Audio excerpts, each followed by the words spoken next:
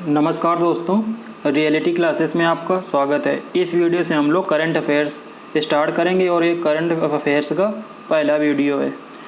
मेरा ये मानना है कि आप करंट अफेयर्स को पर डे फॉलो करेंगे तो टाइम उसमें ज़्यादा जाता है। उसकी अपेक्षा यदि आप करंट अफेयर्स को 3 मंथ या 6 मंथ का इस तरह से कवर करेंगे तो आसानी रहती है और फैक्ट आप लिख लेंगे तो उनको याद करना भी सही रहता है। और पीईटी एग्ज़ाम की बात की जाए तो इसमें करंट अफेयर्स 10 नंबर का है, 100 में से 10 नंबर का। हमको नहीं लगता कि किसी दूसरे एग्ज़ाम में करंट अफेयर्स 10% उस जो एग्ज़ाम के मार्क्स होते हैं उसको कवर करता है, तो बहुत ही इम्पॉर्टेंट है। और यहाँ पे मैं इनको काफ़ी कॉम्प्रिहेंसिव मैनर में कवर कराऊँगा, मतलब कि जितने भी वीडियो बनाऊँगा उनसे बाहर जाने के चांस एक आध क्वेश्चन को तो मैं नहीं बोलता, लेकिन मैं उसके अलावा थोड़ा को चाहे ज़्यादा फैक्ट हो जाएं लेकिन मैं उनको भी शामिल करूंगा जो थोड़ा सा कम इम्पोर्टेंट लगें, क्योंकि पता नहीं कहाँ से क्वेश्चन बन जाए। दूसरी बात ये है कि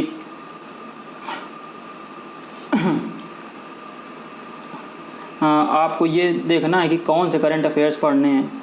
तो जो आपका एग्ज़ाम अभी जैसे दिया गया है, इसकी डेट 15 से 16 अक्टूबर 15-16 अक्टूबर 2 दिन में कराएंगे 4 शिफ्ट में। जितने कंफर्म पड़े उस हिसाब से तो यही लग रहा है कि 4 शिफ्ट में करा पाएंगे। तो आपको उसके 15 दिन पहले तक का देखना है करंट अफेयर्स। तो जो एग्ज़ाम डेट से 3 महीने पहले के मोस्ट इम्पॉर्टेंट होते हैं, उसके बाद 6 महीने और उसके बाद साल भर, मतलब साल भर तक के आपको करंट अफेयर्स पढ़ने हैं। 3 महीने के तो बिल्कुल चाट जाने हैं, रट लेने हैं, और जो 6 महीने तक के हैं उससे कम, और जो 1 महीने के हैं उनमें से मोस्ट इम्पॉर्टेंट आपको देखने हैं। तो चलिए मैं ये लेक्चर आपका स्टार्ट करता हूँ। सबसे पहले हम लोग जो कैबिनेट मिनिस्टर्स हैं सेंट्रल गवर्नमेंट में उनको कवर करेंगे। इनसे एक क्वेश्चन कभी भी बन सकता है। तो सबसे पहले जो राजनाथ सिंह है वो अभी रक्षा मंत्री हैं। जो अमित शाह जी हैं वो गृह मंत्री तो थे ही, एक नया मंत्रालय बना है सहकारिता मंत्रालय, तो वो उसके मिनिस्टर हैं अमित शाह। जो नितिन गडकरी जी हैं इनके पास परिवहन और राजमार्ग मंत्रालय है। निर्मला सीतारमण है, इनके पास वित्त और कॉरपोरेट मामले मंत्रालय है। नरेंद्र सिंह तोमर जी हैं, इनके पास कृषि मंत्रालय है। एस जयशंकर हैं, इनके पास विदेश मंत्रालय है। पीयूष गोयल जी हैं, इनके पास वाणिज्य मतलब कॉमर्स, उपभोक्ता मामले, कंज्यूमर अफेयर्स और उद्योग इंडस्ट्री, ये 3 मंत्रालय हैं इनके पास। स्मृति ईरानी, इनके पास है महिला एवं बाल कल्याण मंत्रालय। अर्जुन मुंडा, इनके पास है आदिवासी मामले मंत्रालय। धर्मेंद्र प्रधान, इनके पास है शिक्षा मंत्रालय। नारायण राणे, इनके पास है MSME मंत्रालय, मतलब micro small and medium enterprises ministry. Ashwini Vaishnaw, इनके पास 2 इम्पोर्टेंट मंत्रालय हैं, रेलवे तथा संचार और IT। सर्बानंद सोनोवाल, इनके पास आयुष मंत्रालय है। आयुष मंत्रालय थोड़ा नया मंत्रालय है तो याद रखना है, इसके मंत्री हैं सर्बानंद सोनोवाल। ज्योतिरादित्य सिंधिया, इनको तो बारे में तो पता ही होगा, इनको मंत्रालय मिला है नागरिक उड्डयन मंत्रालय। गिरिराज सिंह जी हैं, इनके पास है पंचायती राज और ग्रामीण विकास मंत्रालय। जो मनसुख मंडाविया जी हैं, इनके पास है स्वास्थ्य और परिवार कल्याण मंत्रालय। गजेंद्र सिंह शेखावत हैं, इनके पास है जल शक्ति मंत्रालय। हरदीप सिंह पुरी हैं, इनके पास है पेट्रोलियम तथा शहरी एवं आवास एवं शहरी विकास मंत्रालय। किरण रिजिजू हैं, इनके पास है कानून और न्याय, मतलब लॉ मिनिस्टर हैं ये। RK सिंह हैं, इनके पास है ऊर्जा मंत्रालय, मतलब पावर मिनिस्ट्री। अनुराग ठाकुर, इनके पास 2 मंत्रालय हैं, खेल मतलब स्पोर्ट्स मिनिस्ट्री और सूचना प्रसारण मतलब minister of information and broadcasting.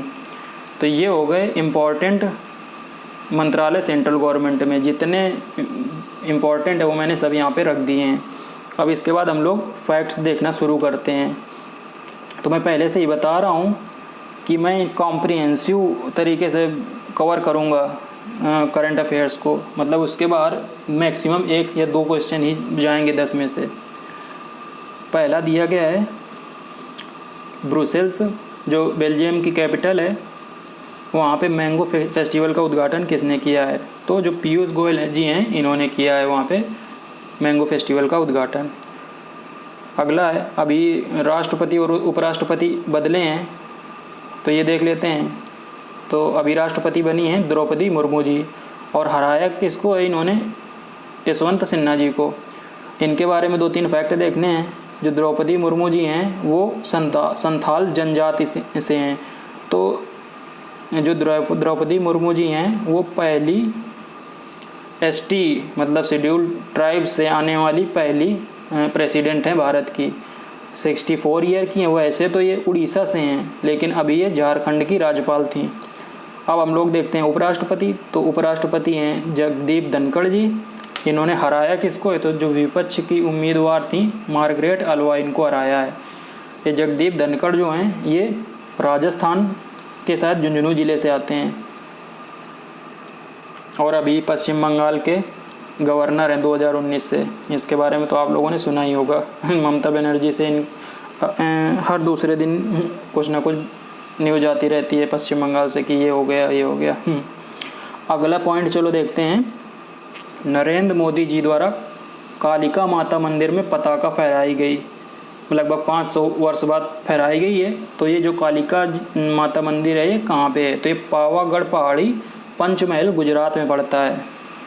तो इस पर कुछ भी क्वेश्चन बन सकता है, कहाँ पे 500 वर्ष बाद पताका फहराई है, किस मंदिर में? तो इस तरह क्वेश्चन बन सकता है। तो कालिका माता मंदिर हो गया, कहाँ पे पड़ता है? पंचमहल गुजरात में पड़ता है। अगला है, किस राज्य ने विश्वविद्यालयों के कुलपति का पद राज्यपाल से हटाकर मुख्यमंत्री को देने का विधेयक पारित किया है? ये तो आप अपने आइडिया से ही बता सकते हैं। पश्चिम बंगाल में जगदीप धनखड़ और ममता बनर्जी के बीच में टसन चल रहा था, तो उन्होंने ममता बनर्जी जी ने क्या किया? उन्होंने कहा कि वैसे तो आपने देखा होगा कि जो यूनिवर्सिटीज़ होती हैं ना, स्टेट यूनिवर्सिटीज़, वहाँ पे जो उप कुलपति की पोस्ट होती है, जो कुलपति होते हैं वो बाई पोस्ट वहाँ के राज्यपाल ही होते हैं। तो इन्होंने क्या किया कि हम बोले राज्यपाल को हटा के कुलपति की पोस्ट अब बनाएंगे मुख्यमंत्री जो होगा, वो जो उस समय मुख्यमंत्री होगा वो कुलपति की पोस्ट को धारण करेगा। तो ये पश्चिम बंगाल का मामला है। अभी भारत और बांग्लादेश के बीच मिताली एक्सप्रेस चली है। न्यू जलपाईगुड़ी डिस्ट्रिक्ट पड़ता है पश्चिम बंगाल में, वहाँ से ढाका के बीच में। तो काफ़ी इंपॉर्टेंट पॉइंट बन जाता है। और 2 ट्रेनें पहले से चल रही हैं, मैत्री एक्सप्रेस और बंधन एक्सप्रेस। जो मैत्री एक्सप्रेस है वो कोलकाता और ढाका के बीच चलती है, और जो बंधन एक्सप्रेस है वो कोलकाता से खुलना के बीच में चलती है। तो ये 3 ट्रेनें आपको याद रखनी है भारत बांग्लादेश के बीच में। अभी सिक्किम ने अपनी स्टेट तितली मतलब स्टेट बटरफ्लाई जो है वो घोषित की है। तो उसका नाम क्या है? तो वो है ब्लू ड्यूक तितली। जनजाति गणना करवाने का फैसला लेने वाले जो पहला राज्य था वो कर्नाटक था। अब बिहार भी बोल रहा है कि हम अपने यहाँ जनजाति जनगणना कराएंगे। बिहार ने 2015 में कराई थी, अब बिहार ने फैसला लिया है। देश के सबसे बड़े स्वर्ण भंडार की विस्तृत खोज कहाँ पे हुई है? तो ये जमुई बिहार में हुई है।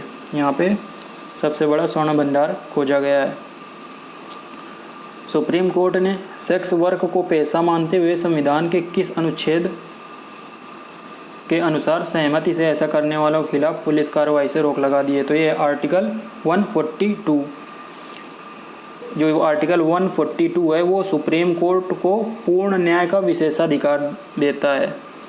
और यही इसी आर्टिकल 142 का प्रयोग करते हुए सुप्रीम कोर्ट ने जो राजीव गांधी हत्याकांड के दोषी AG, ये क्या लिखा हुआ है, पेरारीवलन, हाँ AG पेरारीवलन, इनको रिहा कर दिया है। शायद 20-25 साल की जितनी भी सज़ा काटने के बाद अब सुप्रीम कोर्ट ने इनको रिहा कर दिया है। आर्टिकल 142 काफ़ी इम्पोर्टेंट है अभी के प्रोस्पेक्टस से। सुप्रीम कोर्ट ने IPC की धारा 124A, जो IPC की धारा 124 है A है वो राजद्रोह, इसको इंग्लिश में सेडिशन बोलते हैं, उस पर रोक लगा दी है सुप्रीम कोर्ट ने। तो जो अंग्रेज़ों ने इस धारा को कब स्टार्ट किया था इस कानून को? तो ये था 1870। ये 1870 में अंग्रेज़ों के द्वारा बनाया गया था। PM नरेंद्र मोदी ने 2022 में पहली विदेश यात्रा कहाँ की है? तो डेनमार्क, फ्रांस और जर्मनी, इन 3 देशों की यात्रा की थी उन्होंने। अगला काफ़ी इंपॉर्टेंट है कि जर्मनी के नए चांसलर कौन है? तो पिछले काफ़ी सालों से एंजेला मर्केल वहाँ की चांसलर रही हैं। जो जर्मनी के जो गवर्नमेंट के हेड होते हैं वो होते हैं चांसलर। तो वो अभी हैं ओलाफ स्कोल्जो। आपको याद रखना, मोस्ट इम्पॉर्टेंट है ये। जर्मनी ने क्लीन एनर्जी बूस्ट करने के लिए भारत को कितनी राशि देने का एग्रीमेंट किया है? तो ये है 10 बिलियन यूरो। और ये कब तक मिलेगी भारत को? ये 2030 तक मिलेगी।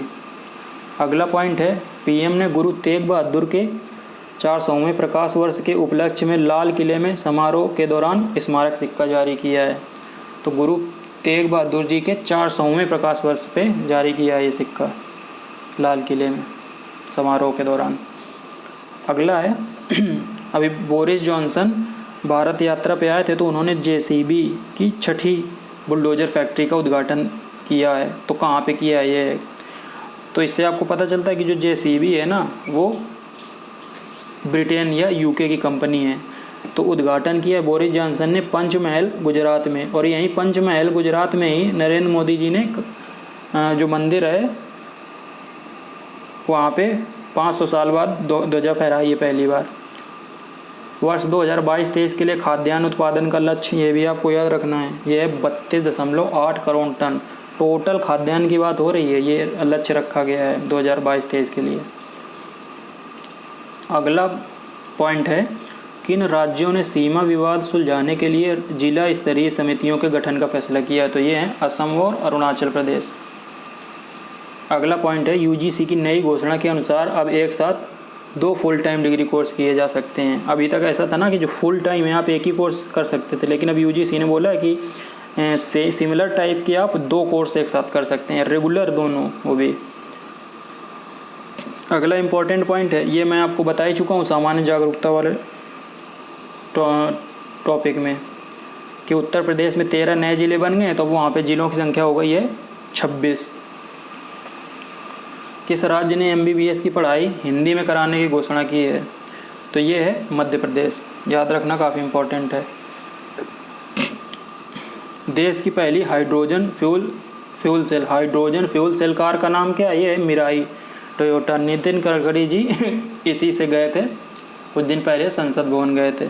तो मिराई नाम है इस कार का और टोयोटा कंपनी ने इसको बनाया है। शास्त्रीय वायु वाद्य यंत्र नरसिंहपेट्टई नागस्वरम को जीआई टैग मिला है। ये किस राज्य से है? तो ये तमिलनाडु से है, नरसिंहपेट्टई नागस्वरम। भगत सिंह का पैतृक गांव जहां भगवंत मान ने सीएम पद की शपथ ली है, तो ये है खटकड़ कला। अगला पॉइंट है, सरकार ने फ्लैग कोड ऑफ इंडिया 2002 में संशोधन करके किस तरह के नेशनल फ्लैग के निर्माण और आयात को मंजूरी दी है? तो ये है पॉलिस्टर। तो इसीलिए जो आज़ादी का अमृत महोत्सव मनाया गया, इस बार घर घर में पॉलिस्टर के ही फ्लैग फहराए गए हैं। केंद्र सरकार द्वारा यूक्रेन में फंसे भारतीयों को लाने के लिए कौन सा अभियान चलाया गया? मोस्ट इम्पॉर्टेंट है, तो ये है ऑपरेशन गंगा। अभी आगे आएगा कि अफ़गानिस्तान। अच्छा, ये पुरानी बात हो गई तो आप इसको इग्नोर कर सकते हैं, लेकिन कमेंट बॉक्स में आपको बताइए कि अफ़गानिस्तान से भारतीयों को लाने के लिए कौन सा अभियान चलाया गया था। अगला इम्पॉर्टेंट पॉइंट है, भारत ने किस अरब देश में आईआईटी खोलने का फैसला किया है? तो वो है यूएई, यूनाइटेड अरब अमीरेट, संयुक्त अरब अमीरात में। आपको यहाँ की कैपिटल कमेंट बॉक्स में बतानी है। एक स्पेशल कोर्ट ने अहमदाबाद सीरियल ब्लास्ट जो 2008 में हुए थे कि कितने दोषियों को फांसी की सज़ा सुनाई है? तो स्पेशल कोर्ट ने 38 दोषियों को फांसी की सज़ा सुनाई है। सरकार ने 2 व्हीलर पर कितनी उम्र तक के सभी बच्चों के लिए सेफ्टी हार्नेस और हेलमेट अनिवार्य कर दिया है? तो सेफ्टी हार्नेस ये होता है कि जिससे जो चला रहे हैं ना बाइक, उससे जो 4 साल तक के बच्चे हैं ना, उनको एक बेल्ट से बंधे होंगे तो गिरने के चांस नहीं रहेंगे। तो 4 वर्ष से कम बच्चों के लिए ये अनिवार्य हो गया सेफ्टी हार्नेस और हेलमेट। सरकार ने रेलवे की कितनी सर्विसेज को यूनिफाई करके IRMS का कैडर बनाया है? तो IRMS इसका फुल फॉर्म है इंडियन रेलवे मैनेजमेंट सर्विसेज। तो जो 8 सर्विसेज हैं उनको मर्ज करके एक IRMS का कैडर बनाया है और इनकी भर्ती अब सिविल सर्विसेज के थ्रू होगी। पहले इनकी भर्ती होती थी इंजीनियरिंग सर्विसेज के थ्रू, ESE के थ्रू। सरकार ने किस तरह के ड्रोन को ड्रोन इंपोर्ट बैन से छूट दी है? तो 3 तरह के drone, R&D research and development, defence और सिक्योरिटी, इन 3 तरह के ड्रोन को इंपोर्ट बैन से छूट दिए, बाकी किसी तरह का ड्रोन आप इंपोर्ट नहीं कर सकते हैं। इसका मतलब ये है। न्यूजीलैंड ने J&K में किस क्षेत्र में सहायता के लिए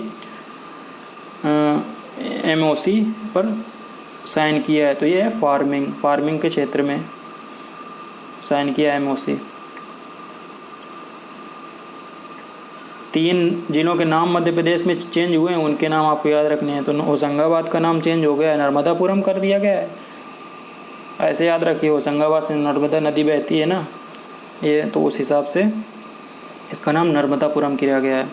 शिवपुरी का नाम कुंडेश्वर धाम किया गया है और बाबाई का नाम माखन नगर किया गया है। जो बाबाई है ये कवि हुए हैं हिंदी के प्रसिद्ध माखनलाल चतुर्वेदी, तो इनका जन्म यहीं पे हुआ था। 73वें रिपब्लिक डे के दौरान बीटिंग द रिट्रीट समारोह में 1000 ड्रोन का शो हुआ था। वो IIT दिल्ली और बोट लैब डायनेमिक्स के द्वारा आयोजित किया गया था। ये आपको याद रखना है, आपने ये वीडियो इसके देखे भी होंगे। तो IIT दिल्ली और बोट लैब डायनेमिक्स ये एक स्टार्टअप है, इन दोनों ने मिलकर ये ऑर्गेनाइज कराया था 1000 ड्रोन्स का शो। बीटिंग द रिट्रीट समारोह से महात्मा गांधी की किस पसंदीदा धुन को समाप्त कर दिया गया है? तो अबाइड विद मी, इसको समाप्त कर दिया गया है। किस मीडिया हाउस ने खुलासा किया है कि भारत ने पेगासस स्पाईवेयर 2017 में ख़रीदा था इजराइल से? तो न्यूयॉर्क टाइम ने ये सबसे पहले खुलासा किया था। इसके बारे में काफ़ी बवाल भी मचा था, न्यूज़ में आप लोगों ने सुना भी होगा। किस राज्य ने देश का पहला राज्य स्तरीय बर्ड एटलस तैयार किया है? मोस्ट इम्पॉर्टेंट पॉइंट है, तो ये है केरल। किस रिपोर्ट के अनुसार कोविड-19 से अप्रैल 2020 से जनवरी 2022 तक 1.47 लाख बच्चों ने अपने पेरेंट्स को खो दिया? तो ये NCPCR रिपोर्ट के अनुसार था। NCPCR का फुल फॉर्म देख लेते हैं, national commission for protection of child rights. आपको ज़्यादा कुछ मेहनत करनी नहीं है, बार बार जब आप इनको पढ़ेंगे तो अपने आप ये याद हो जाएंगे, बस रिवीजन ज़्यादा टाइम करना है। सुप्रीम कोर्ट ने किस राज्य के मामले में कहा है कि जनप्रतिनिधि का 1 वर्ष का निलंबन प्रथम दृष्टया असंवैधानिक है? तो ये तो महाराष्ट्र का मामला है। वहाँ पे महाराष्ट्र विधानसभा में कुछ BJP के विधायक थे, उनको 1 साल के लिए निलंबित कर दिया गया था। तो सुप्रीम कोर्ट ने इसी मामले में कहा था कि ये असंवैधानिक है। झांसी रेलवे स्टेशन का नया नाम, तो झांसी स्टेशन का नया नाम काफ़ी इजी है, नाम हो गया वीरांगना लक्ष्मीबाई रेलवे स्टेशन। भारत श्रीलंका में कितने ऑयल टैंक बनाएगा? तो 99 ऑयल टैंक बनाएगा। और कौन सी कंपनी बनाएगी? वो IOCL, Indian oil corporation limited. देश का पहला पेपरलेस हाई कोर्ट, काफ़ी इंपॉर्टेंट पॉइंट है, देश का पहला पेपरलेस हाई कोर्ट कौन सा बन रहा है? वो है केरल हाई कोर्ट। देश का पहला पूरी तरह से LPG सप्लाई और धुआं मुक्त राज्य है, ये है Himachal Pradesh. Most important point है ये दोनों। अगला भी बहुत इंपॉर्टेंट है, संयुक्त राष्ट्र संघ में भारत की नई स्थायी प्रतिनिधि, तो ये हैं रुचिरा कंबोज, लेडीज हैं पहली इस पोस्ट पे जाने वाली, संयुक्त राष्ट्र संघ में भारत की स्थायी प्रतिनिधि। अगला है 4 धाम प्रोजेक्ट की हाई पावर्ड मॉनिटरिंग कमेटी के नए चेयरमैन कौन है? 4 धाम प्रोजेक्ट की, तो ये हैं AK सीकरी। एयर इंडिया के नए MD और CEO, तो ये हैं कैंपबेल विल्सन। JNU की पहली महिला कुलपति, पहली हैं तो इसलिए और भी इम्पोर्टेंट हो गई हैं, तो ये हैं शांति श्री धूलीपुड़ी पंडित। देश के पहले राष्ट्रीय समुद्री सुरक्षा समन्वयक, नेशनल मैरीटाइम सिक्योरिटी कोऑर्डिनेटर, तो ये हैं G Ashok Kumar, NMSC short में बोलते हैं। SC द्वारा PM नरेंद्र मोदी की सुरक्षा चूक की जांच के लिए बनाई गई कमेटी के अध्यक्ष, तो ये जस्टिस इंदु मल्होत्रा, इनकी जो पंजाब में गए थे ना चुनाव प्रचार के लिए मोदी जी, ये भी न्यूज़ आई थी, वीडियोज भी वायरल हुए थे। एक पुल बना था वहाँ पे, इनके काफिला को रोका गया था, भीड़ को वहाँ पे बहुत सारी रास्ते में जाम लगा दिया था उसने, मतलब इनके काफिलों को आगे बढ़ने से रोक दिया था। तो इसके लिए सुप्रीम कोर्ट ने एक कमेटी बनाई, किसकी अध्यक्षता में? जस्टिस इंदु मल्होत्रा की अध्यक्षता में। उर्जित पटेल किस बैंक के उपाध्यक्ष नियुक्त हुए हैं? तो उर्जित पटेल अभी कुछ समय पहले मतलब शक्तिकांत दास हैं अभी आरबीआई के चेयरमैन, तो उससे पहले ये थे उर्जित पटेल। तो अभी Urjit Patel Asian infrastructure investment bank, infrastructure infrastructure CTUR यहाँ पे होगा। इस इंफ्रास्ट्रक्चर की स्पेलिंग गलत है यहाँ पे, STRUC स्ट्रक्चर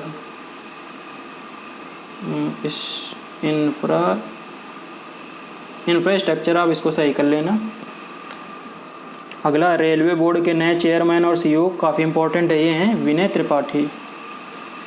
हनुमान जी की 108 फीट ऊंची प्रतिमा का अनावरण प्रधानमंत्री ने कहाँ किया है? तो ये गुजरात में किया है, हनुमान जी की 108 फीट ऊंची प्रतिमा का अनावरण। यूनेस्को द्वारा मेघालय के किस ब्रिज को वर्ल्ड हेरिटेज की अस्थायी सूची में शामिल किया गया है? तो मेघालय में लिविंग रूट ब्रिज काफ़ी फेमस है, मतलब कोई जो रूट्स होती हैं पेड़ों की उन्हीं को जोड़ के ब्रिज बनाया जाता है, जिससे जो वहाँ की बायोडाइवर्सिटी है वो इकोसिस्टम है उसमें कोई व्यवधान ना हो। तो ये यूनेस्को की वर्ल्ड हेरिटेज लिस्ट की अस्थायी सूची में इनको शामिल किया गया है। अगला काफ़ी इंपॉर्टेंट पॉइंट है, स्टैचू ऑफ इक्वलिटी 216 फीट की ये जो मूर्ति है हैदराबाद में स्थापित की गई है, जो दुनिया का दूसरा सबसे ऊंचा सिटिंग स्टैचू है। किसकी है? तो ये स्वामी रामानुजाचार्य की स्टैचू है। इसके बारे में किसी भी तरह का क्वेश्चन बन सकता है कि स्टैचू ऑफ इक्वलिटी कहाँ स्थित है, स्टैचू ऑफ इक्वलिटी जो है इसकी ऊंचाई तो शायद ना ही पूछे, या ये किसकी है। आगे दोनों इम्पॉर्टेंट पॉइंट हैं, किस राज्य में मंकी पॉक्स का पहला मामला है? तो मंकी पॉक्स का मामला पहला भी केरल में आया, और टोमेटो फ्लू इसका भी पहला मामला केरल में आया है। अगला पॉइंट है, नेशनल हेल्थ अथॉरिटी द्वारा किस मोबाइल ऐप को रीलॉन्च किया गया है जिससे आम लोग अपना हेल्थ रिकॉर्ड रख सकेंगे? तो ये आभा ऐप है, ABHA इसका फुल फॉर्म है, आयुष्मान भारत हेल्थ अकाउंट। वित्तीय वर्ष 2021-22 में भारत का सबसे बड़ा ट्रेड पार्टनर USA बन गया है। टॉप 3 देश हैं USA, चाइना और UAE। भारतीय रेलवे के भाड़ा और लॉजिस्टिक बुनियाद ढांचे के आधुनिकीकरण के लिए $24.5 करोड़ का ऋण किस संगठन ने दिया है? तो ये है वर्ल्ड बैंक। देश के सबसे बड़े बैंक फ्रॉड के आरोप में CBI ने किस NBFC मतलब नॉन बैंकिंग फाइनेंशियल कॉरपोरेशन जैसे पेटीएम है ना इस तरह से के खिलाफ FIR दर्ज किया? तो ये है DHFL को दीवान हाउसिंग फाइनेंस लिमिटेड, इसके खिलाफ मुकदमा दर्ज किया। ये भी न्यूज़ में आया था, इसके बारे में आप लोगों ने सुना होगा। केंद्रीय मंत्रिमंडल ने कुल कितने 5G स्पेक्ट्रम की नीलामी की मंजूरी दी है? तो ये है इतने मेगाहर्ट्ज़। ये तो नीलामी अब हो भी चुकी है, 72,097.85 मेगाहर्ट्ज़। मई 2022 में भारत का दूसरा सबसे बड़ा तेल आपूर्तिकर्ता तो रूस बन गया। तो जो टॉप 3 हैं भारत के अभी तेल आपूर्तिकर्ता, एक टाइम पे सऊदी अरब ऊपर होता था। सऊदी अरब भी कुछ मामलों में पाकिस्तान की हेल्प कर रहा था, तो भारत ने भी जियो पॉलिटिक्स खेली और अब सऊदी अरेबिया तीसरे नंबर पे पहुंच गया है। पहले नंबर पे है इराक, दूसरे नंबर पे है रूस और तीसरे नंबर पे है सऊदी अरेबिया। रुपे कार्ड और UPI के लेन देन को मंजूरी देने वाला पहला यूरोपीय देश ये फ्रांस है। और UPI को मंजूरी देने वाले अन्य देशों जो हैं वो हम यहाँ पे देखते हैं, तो Bhutan, Nepal, Malaysia, Singapore, UAE और फ्रांस। देश का सर्वाधिक चीनी उत्पादक राज्य, मोस्ट इम्पॉर्टेंट क्वेश्चन है क्योंकि बहुत समय से नंबर 1 बना हुआ है उत्तर प्रदेश, लेकिन अब महाराष्ट्र नंबर 1 बन गया है। ये इसलिए हुआ है क्योंकि जो एथेनॉल ब्लेंडिंग हो रही है ना इसमें पेट्रोल डीजल में, तो जो उत्तर प्रदेश है ना उसमें काफ़ी जो गन्ना है उसका यूज इसके लिए हो जा रहा है एथेनॉल प्रोडक्शन के लिए। तो चीनी जो है ना वो कम बन रही है अब। मई 2022 में थोक महंगाई दर और खुदरा महंगाई दर ये हाईएस्ट थी 30 साल में, ये थी 15.88% और थोक महंगाई दर और जो खुदरा महंगाई दर थी वो थी 7.08%। PM द्वारा आज़ादी का अमृत महोत्सव सीरीज के नए सिक्के जारी किए गए हैं। तो कौन कौन से सिक्के? तो 1, 2, 5, 10 और 20 रुपये, ये याद रखने हैं आपको। 5 सिक्के जारी किए हैं, 1, 2, 5, 10 और 20 रुपये के। UPI से लिंक होने वाला पहला क्रेडिट कार्ड काफ़ी इंपॉर्टेंट है और थोड़ा पुरानी हो गई न्यूज़, तो ये रुपे कार्ड है। क्रेडिट लिंक्ड सरकारी योजनाओं के लिए एक पोर्टल लॉन्च किया गया, उसका नाम है जन समर्थ पोर्टल, काफ़ी इंपॉर्टेंट है ये भी। आरबीआई ने सरकार को वित्तीय वर्ष 2021-22 के लिए सरप्लस के तौर पर कितनी रकम देने की घोषणा की है, तो ये है 30,307 करोड़। वर्ष 2021-22 के लिए भारत में एफडीआई ये रहा है 83.57 बिलियन डॉलर, यूएस डॉलर की बात है। तो पिछले साल ये रहा था 81.97 बिलियन डॉलर। तो ये हो गया आपका पहला पार्ट कंप्लीट। मैं फिर से कह रहा हूँ कि मैं बहुत ही कॉम्प्रिहेंसिव मैनर में कवर कराऊंगा, मुश्किल से ही कोई क्वेश्चन है जो वो आपके सिलेबस से बाहर जाएगा। जो मैं करा रहा हूँ उनको आप रिवाइज कीजिए। कहीं पे आपको डाउट होता है तो आप कमेंट करके पूछ सकते हैं। धन्यवाद।